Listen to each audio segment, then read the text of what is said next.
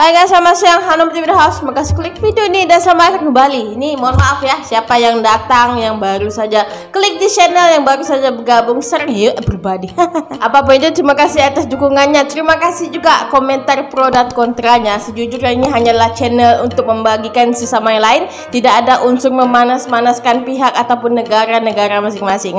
Mohon maaf ini ya, harap tidak ada yang berspekulasi bahwa channel ini membawa kepada kejahatan. Tidak sama sekali.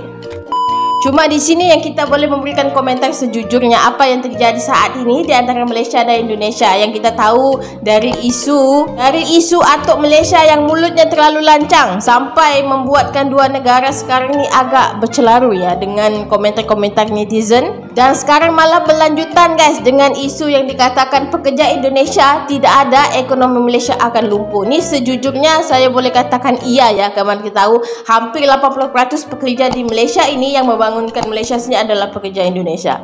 Dari segi pembangunan pun kita sudah tahu ya, bukan cuma Indonesia sebenarnya, daripada Bangladesh juga ya, macam orang-orang Indonesia semua tahu. Malaysia saat ini seakan-akan dikatakan lupa diri ataupun tidak bersyukur dengan apa yang sudah diberikan sama Indonesia. Gara-gara isu atok itu ya, aduh, inilah namanya ya, gara-gara satu orang saja satu Malaysia langsung kena tempiasnya. Dan bohong lah ya kalau tidak ada warga Malaysia sekalipun yang terkesan dengan apa yang dikatakan sama atok ini. Saya sendiri emosi ya, untung saja saya tidak mau derhaka. Dari sang penyeru ini, gegar Prabowo siap bersikap tegas soal pekerja Indonesia di Malaysia. Ini kalau namanya ganggu soal ekonomi sudah tidak enak namanya ya. Hendak apa lama-lama, let's go to the video. Let's go. Coba saja lihat apa yang terjadi. Oke, kita bahas satu persatu. Syed Iqbal bilang ekonomi Malaysia bakal lumpuh kalau tanpa pekerja Indonesia. Berlebihan? Tidak juga. Lihat faktanya. Malaysia itu hidup dari tenaga kerja murah. Dan siapa yang paling banyak bekerja di sana? Pekerja migran Indonesia, PMI. Ada 5 juta lebih orang Indonesia yang berkeringat. Dari perkebunan sawit sampai pabrik elektronik, dari konstruksi sampai pembantu rumah tangga. Siang malam kerja keras, tapi apa balasannya? Gaji kecil, perlindungan minim, dan yang lebih gila lagi, ditembaki. Ini yang bikin geram. Kasus terakhir, 5 PMI ditembaki di perairan Malaysia. 2 tewas. Sudah gitu, bukan yang pertama kali. Sejak 2005, sudah ada 75 kasus penembakan PMI di Malaysia. Itu data dari Migrant Care. Apa tiap kali ada kejadian, Indonesia cuma bisa kirim nota diplomatik yang nggak ada efeknya? Makanya Syed Iqbal teriak, kalau perlu tarik semua tenaga kerja kita. Gampangnya begini, Malaysia itu butuh kita, bukan kita yang butuh mereka. Bayangkan kalau 5 juta PMI pulang. Siapa yang panen sawit mereka? Siapa yang bangun gedung mereka? Siapa yang cuci piring di restoran mereka? Malaysia bisa bertahan? Coba aja. Dulu mungkin kita bisa dimain-mainkan. Tapi sekarang Prabowo bakal jadi presiden. Itu hakikatnya di sini yang bekerja di dalam sawit itu memang mostly kebanyakannya orang-orang Indonesia lah ya, daripada Bangladesh ini. Gara-gara ada warga Malaysia sendiri yang mempunyai ladang, mereka lebih mempercayai orang-orang Indonesia nih, gara-gara mungkin sama-sama orang kita ya dibanding orang-orang dari negara satunya lagi. Dan kita tahu dia bukan tipe pemimpin yang cuma bisa kirim nota diplomatik tanpa hasil. Prabowo itu tegas. Lihat waktu dia jadi Menhan, beli jet tempur, beli kapal selam, perkuat militer.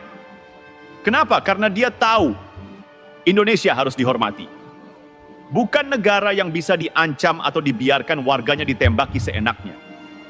Kalau Prabowo jadi presiden, nggak ada lagi PMI yang diperlakukan seperti sapi perah. Kerja mati-matian, tapi malah dibiarkan dalam status ilegal. Oh, nanti dekat pemilu di Malaysia tiba-tiba jadi legal biar bisa ikut nyoblos partai tertentu? Licik sekali. Prabowo bakal negosiasi keras. Bukan sekadar minta maaf atau penjelasan, tapi tuntut keadilan. Kalau Malaysia nggak serius melindungi pekerja kita, kita bisa main keras juga. Misalnya batasi ekspor sawit, batasi tenaga kerja, bahkan boykot produk mereka. Ironi, Indonesia yang kaya tapi pekerjanya miskin di negeri. Orang yang lebih ironis lagi, kita ini negara kaya, tanah luas, sumber daya melimpah. Tapi kenapa rakyatnya harus cari makan di negeri orang, sampai rela kerja kasar, tinggal di asrama sempit, makan seadanya? Salahnya di mana? Dulu, karena kebijakan ekonomi kita lemah. Investasi masuk, tapi rakyat sendiri nggak dapat manfaat. Kerja di dalam negeri gaji kecil, makanya orang pergi ke Malaysia. Tapi ini harus berubah. Prabowo tahu ekonomi harus kuat dari dalam. Infrastruktur sudah dibangun Jokowi. Sekarang tugas Prabowo buat bikin ekonomi naik kelas. Upah layak, lapangan kerja banyak, biar orang Indonesia nggak perlu jadi buruh di negeri orang. Kalau ini berhasil, bukan kita yang takut kehilangan Malaysia. Guys, ini sampaikan saya membaca salah satu komentar di mana salah satu TKI berkata bahwa seharusnya Indonesia menyiapkan lapangan kerja di Indonesia sesuai sama seperti di Malaysia dengan gaji yang sesuai dengan pengalaman. Dan kalau mungkin orang-orang yang bekerja di Malaysia nih ada pekerjaan yang sama di Indonesia, mungkin gajinya sudah 12 juta per bulannya. Mungkin ada usahanya sebegitu, tapi belum ada namanya kewujudan itu belum ada lagi. Tapi Malaysia yang takut kehilangan kita. Kesimpulan, saatnya Indonesia berdiri tegak. Jadi mau sampai kapan kita diam saja? Warga kita ditembaki, diupah murah, dipermainkan dalam politik Malaysia. Cukup! Kita butuh pemimpin yang bisa bicara keras, bisa bikin Indonesia dihormati. Dan Prabowo adalah orangnya. Malaysia butuh kita lebih dari kita butuh mereka. Kalau nggak percaya, coba aja tarik semua PMI. Lihat mereka bisa apa. Coba lihat sekeliling, dunia berubah. Dulu mungkin kita dianggap kecil, dianggap cuma pemasok tenaga kerja murah. Tapi sekarang, Indonesia itu raksasa ekonomi. Ekonomi kita terbesar di ASEAN. Nomor 1, investasi masuk terus. Pabrik-pabrik besar datang ke Indonesia, bukan ke Malaysia. Kita punya sumber daya alam yang mereka butuhkan. Batu bara, sawit, nikel, gas alam. Mau banyak-banyak orang menindas pekerja kita, mau terus mempermainkan status mereka, silakan, tapi ada harga yang harus dibayar. Kalau Malaysia masih nekat menembaki pekerja kita, masih nekat kasih upah murah tanpa perlindungan, kita punya banyak cara buat bikin mereka menyesal. Kalau guys, ini menurutku ya, pemerintah Indonesia harus cergas menanggapi rakyatnya dan makmurkan rakyatnya. Macam kita tahu logikanya, kalau rakyatnya makmur, tidak mungkin ada namanya kerja ilegal ke Malaysia. Bahkan warga Indonesia sendiri pun tidak akan kerja ke luar negeri. Misalnya ada pekerjaan yang bagus di Indonesia sendiri. Itu adalah kenyataannya ya, walaupun bunyinya agak sedikit menyakitkan. Juta pekerja migran Indonesia pulang, siapa yang mau kerja di kebun sawit mereka? Siapa yang mau bangun gedung-gedung tinggi di Kuala Lumpur? Tenaga kerja dari Bangladesh, Nepal? Silakan coba, tapi nggak akan sama. Mereka butuh sawit, kita punya sawit. Mereka butuh batu bara, kita punya batu bara. Kalau kita tahan sedikit saja pasokan, harga di Malaysia bakal naik. Restoran Malaysia di Indonesia, banyak. Produk mereka di supermarket kita, banyak. Kita bisa hidup tanpa mereka, tapi mereka belum tentu bisa hidup tanpa kita. Selama ini, Malaysia nyaman. Kenapa? Karena pemimpin Indonesia kebanyakan lunak. Bukan nggak peduli, tapi kurang nyali. Tapi dengan Prabowo sebagai presiden, beda cerita. Orangnya keras, tegas, bukan tipe yang bakal diam saja kalau rakyatnya diperlakukan tidak adil. Diplomasi agresif. Kalau Malaysia main keras, Prabowo bisa lebih keras lagi. Militer kita makin kuat. Ini bukan ancaman perang, tapi sinyal jelas. Indonesia nggak bisa diremehkan lagi. Dan satu hal yang Malaysia harus pahami.